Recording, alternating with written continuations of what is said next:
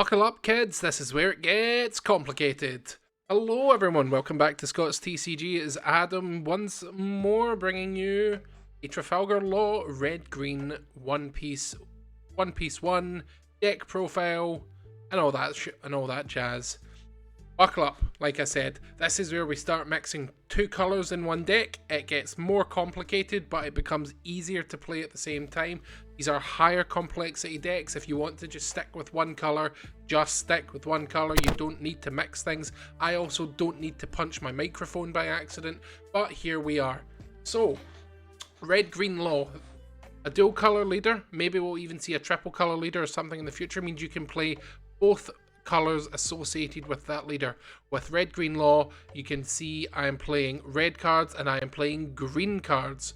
So yep, let's dive into this Red Green Trafalgar Law deck profile. So Trafalgar Law's ability, once per turn you can rest 2 Dawn in your cost area. If you've got 5 characters, you can bounce one of them to your hand and then play up to 1 character with a cost of 5 or less of a different colour as the returned character from your hand. So if you bounce a red back, you have to play a green, and if you bounce a green back, you have to play a red. Easy Ozy, simple does it. This deck focuses on flooding the board with lots of low cost guys, using Law's ability to reset them and get the good ones back to your hand so you can reuse them and things like that. I'll go over some of the strategies, but for now let's kick off with the deck list. This is basically, so I've already done a Zorro deck profile and I've already done a Kid profile. This combines both of the decks into one, uses a lot of the low cost things from those decks to work its magic. The consequence or the drawback to using a dual color leader is that you can see in the bottom right here, he's got 4 life instead of the normal 5, which means your opponent has essentially had 1 attack go through for free already. It is more of a drawback, but it is more of a payoff if you can get the deck working. So we've seen all of these cards before. I'm going to go through them again just in case you've not watched the other videos, but if you have, you should go back and listen to my dulcet tones drown out the thoughts in your head for 10 minutes each time. So we're playing 4 copies of Otama, 0k power, but she's a 2k counter, and she gives up to one of your opponent's characters minus 2k power on play. Couples well with Law.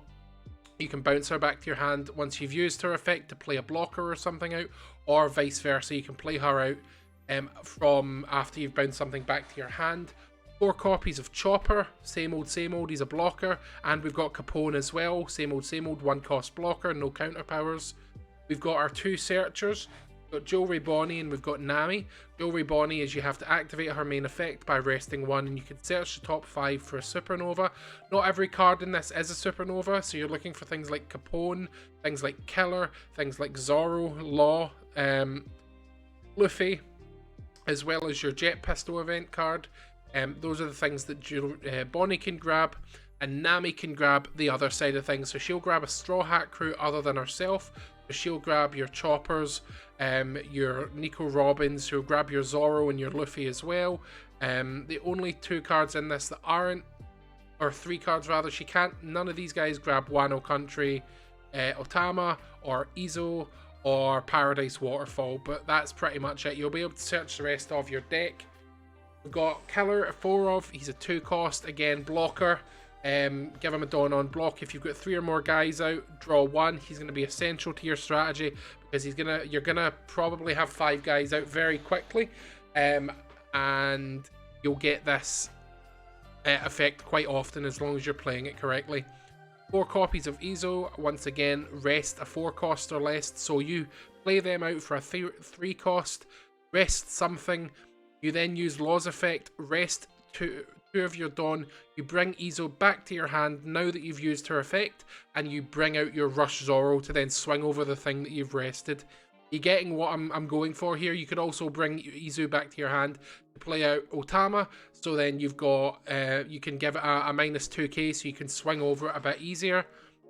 We've got 4 copies of Robin when attacking KO, a 3k power or less. So like what you can do if you've got a Robin out, you can do that combo that I've just mentioned. You play out Izo, rest a 4k cost or less, bounce this back to your hand with Law's effect to get Otama out to give -2k to the thing you've rested, and then you swing with Nico Robin at life or at another target and KO the thing that you've just rested. You're getting the combo. It's coming together for you now.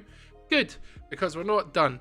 We've got, like I said, 4 copies of Robin. We've got 4 copies of Zorro and 4 copies of Law. Zorro is your rush 5k guy, pretty much simple as that. Play him out for a 3 cost. And then we've got Law. On play, you can return one of your characters to your hand and play one character with a cost of 3 or less from your hand. So this is where the complication starts to set in, because you've got multiple things that are now beginning to bounce things and reset things. So let's say that you bring out your Rush Zorro. And you swing with him. Now, obviously, your characters aren't going to die when they get countered over and stuff like that. It's not Digimon or anything like that. He's just going to take the hit. So unless something like a jet pistol KOs him, he's fine. Zorro swings. Zorro is now rested. You use Law's effect to bounce your Zorro back to your hand to play a Law out, because again, Trafalgar Law here is a 5 cost or less of a different colour. So Zorro goes back to your hand. Law comes out. Law's on play effect triggers. You bounce one of your other things that you've got out by now, because in this stage of the game you will have other things out.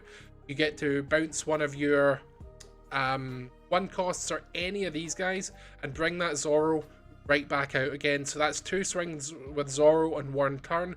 That is absolutely insane. Crazy, crazy, crazy. Don't you think it's really cool? Love it. And like this entire deck just combos together so well that the 4 cost life is actually, it's fine.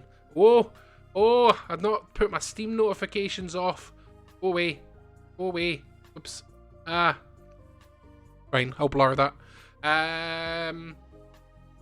Yeah, like, oh, super crazy, super good. You've got your 5 cost Luffy. This is your game ending card. You don't want to bring him out too early because he's not going to do much. You bring him out, Dawn give him 2 Dawn, and then you swing for game, and they can't activate blocker, so they have to counter out of it. And hopefully what you've done by this point in time is you've comboed all your other pieces together so that they are struggling. They've got you've got your Otamas to give their characters -2k and stuff like that. There's no high-end cards in this. There's no 8 cost Kid or 7 cost Kid. There's no Rush Shanks. There's none of that. You want your options to be quite cheap playing all of these guys out, because you're going to be going through your deck a lot. This is why the killer is so important, because your searchers are so important. If you can get multiple searchers off, so what you can do is use Law.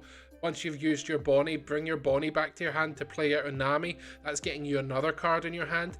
And then if Nami survives, because Nami doesn't suspend herself to use her effect, you can do the same thing again next turn. And you're netting more cards back to your hand.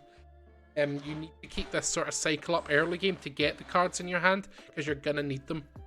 And then we're playing 4 copies of Paradise Waterfall. This is just to help with your counter power, and it helps to restand your characters. So again, we've went over this before, but if you've blocked with Law, you can then Paradise Waterfall to buff him to make sure that he doesn't die to the battle, and restand him so he can then block again. You could then you can also maybe block with Law and then use Paradise Waterfall to restand your Zorro so it can't be targeted, giving it another attack next turn. All those sorts of things, really good. Jet Pistol as well, it triggers in life. KO up to one of your opponent's characters with a power of 6k or less. Like, yeah, super good. This is your main offensive things for big things, or 6 costs or less rather, just to get rid of blockers and things like that stand in your way. But like, I really can't stress enough how this deck seems super simple, but it combos insanely well with all of its cards if you can get it going. I highly recommend you try this out. I think this is a really strong contender for Treasure Cup. Its biggest weakness is going to be Kaido, because Kaido nukes the field. You don't get your guys back. If you're playing this and you go up against Kaido, flood the field as soon as you can. But be ready for the 10-drop Kaido coming down to clear it. It will happen. They will do it. You need to be prepared for it. You don't have to flood the field, but you need to have 5 characters in play in order to activate Trafalgar Law's effect. So you just have to work through it. and kind of go from there. But that's going to do it for the Trafalgar Law deck profile. We've got one more coming tomorrow for you. We've got Blue Purple Croc. Yeah, that's it for today, guys. I hope you have a wonderful time. And yeah, see you next time. Bye for now.